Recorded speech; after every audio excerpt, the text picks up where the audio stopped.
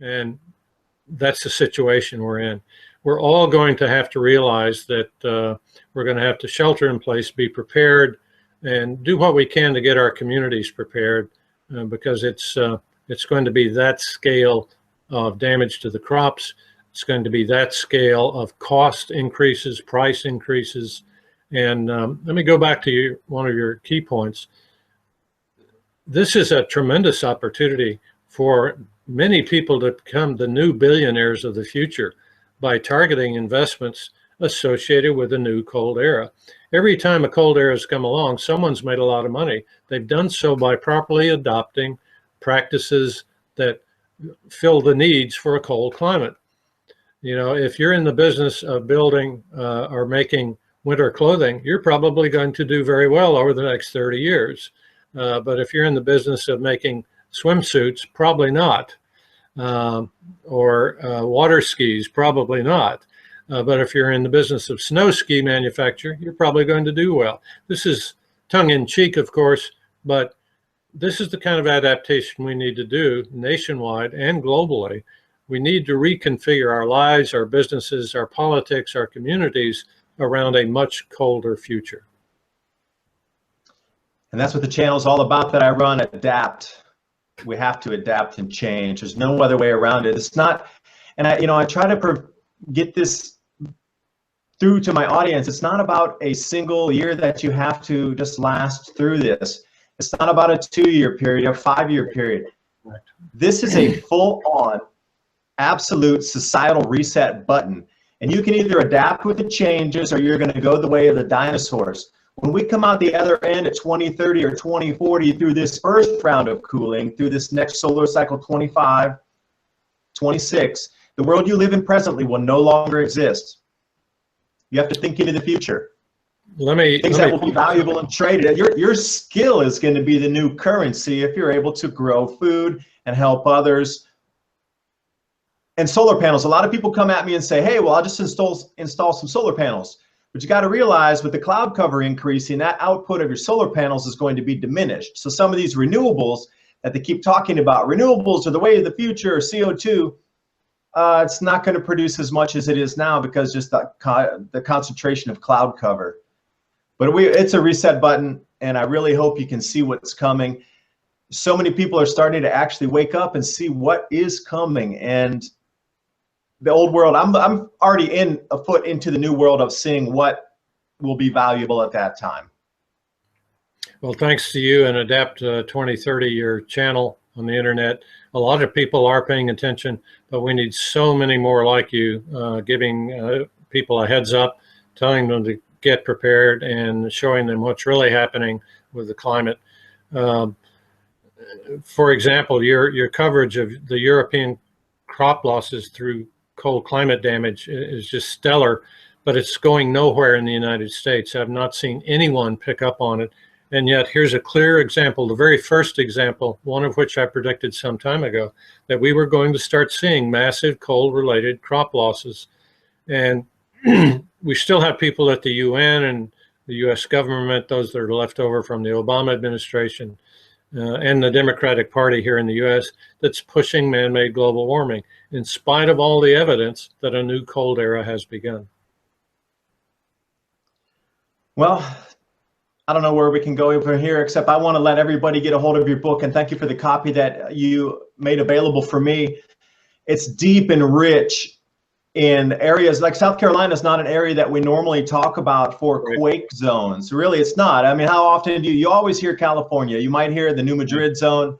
You know, the Ring of Fire is what we always talk about. But then South Carolina was so detailed in upheaval, an area that is completely just overlooked, and especially a little bit, not central Tennessee, but in more eastern Tennessee, also the small fault line that's in there that nobody ever talks about. They had huge quakes back in the 1800s. And, you know, I've actually been to the buildings and seen those kind of they're kind of flat plates that connect through the buildings, and they have the screws that come out to try to keep them intact. And they knew quakes were there as well back in the day, 1800s, when they built that city out.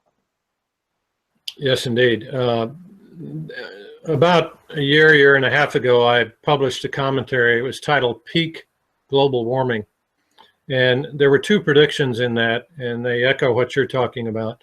The first prediction was that the 2015-2016 spike in temperatures produced by a spike in solar energy output would be the last time the human species sees that kind of warmth for possibly, well, certainly it's the beginning of a new cold era.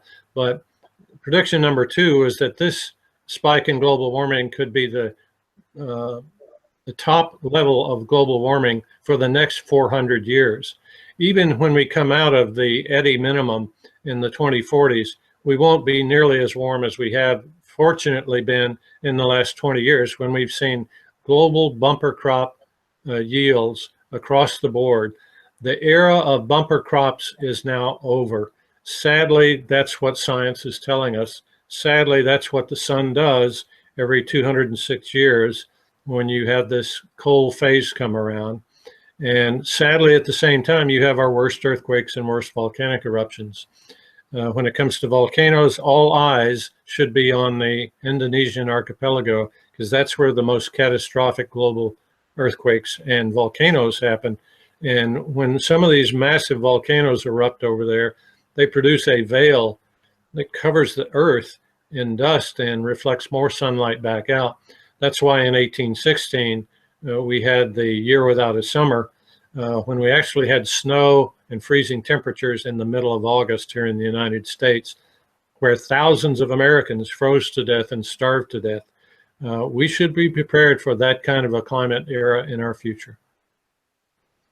Yeah, and for people who don't know about ag trading, a simple 3% loss will skyrocket the price 60%. You'd say 30% losses, and that's just so catastrophically gargantuan that that's not a doubling or a tripling of food prices. That's something in the 10 to 20% or 10 to 20 times food cost range. And if you're getting up to 50% or even 100% total losses, at that point, you're going to be able to buy a house with a container full of grain that you can't sell for a few $1,000s today. You'll be buying an entire city block in New York City for a container of grain at that time. And it comes back into some of the ancient legends and some of the stories that we hear where we must be prepared for incredible price increases, commodity prices in the food area associated with what's coming. No question about it. Yeah, it's all about preparation again. Well, John, thanks for your time. I was wondering, how can people best find your book? Through Newsmax directly, or should they go to your site, or how can? And my own personal opinion is you need to get this book and read it. It's so chock-a-block of information. Not only is it the primary resource for talking about all these seismic events, but then the last part of the book is devoted specifically to the effects of the sun, the grand solar minimum. So you actually get the best of both worlds together, of the impending seismic activity and the climate change stuff that we're talking about based on cyclic patterns in the sun. Both the book Dark Winter and the new book Upheaval, those books are available at one place. If you go to the veritanspublishing.com website, you just need to remember Veritance, V-E-R-I-T-E-N-C-E, veritanspublishing.com.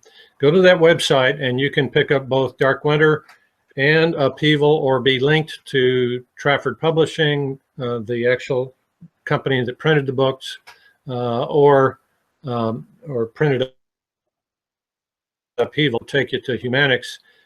You can also link to Amazon.com, as many people do. But when you go to those websites, you can also find out you can get a discount on the books and get them signed by the primary author, me in this case. So go to veritanspublishing.com to get your copy right away. And please tell your friends and family. Again, we need to prepare well beyond the range of a family, and to the all our relatives, all our friends, and our neighbors on the street. Now, John, one last thing. In your book, you didn't detail, and I don't know if you want to talk about this or not, but the population loss, the loss of life percentage of one of these events does happen in conjunction with our cooling planet. What type of population decline would you be looking at in an event like this, percentage-wise? I have not calculated any, and I do not want to. Okay. The We'll reason cut that is out. We're done. the numbers are potentially so horrific as to be unacceptable.